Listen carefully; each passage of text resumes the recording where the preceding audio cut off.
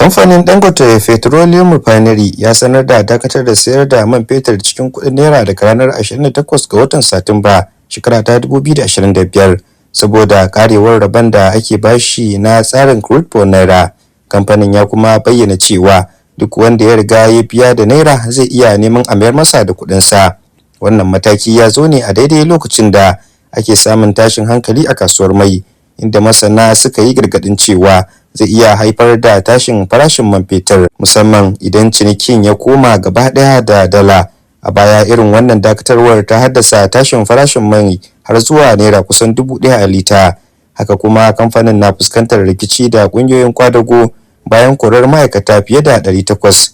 Ƙungiyar Ferguson ta zargi kamfanin da nuna rashin adalci ga ma'aikata tare da yin barazanar gudanar da yajin aiki na ƙasa baki ɗaya. Masu fashin baki sun yi nuni da cewa haɗuwar matsalolin biyu, dakatar da hulɗar naira da kuma rikicin ma'aikata, na iya kawo cikas ga shirin gwamnati na daidaita kasuwar mai da kare tsaron makamashi a ƙasar nan.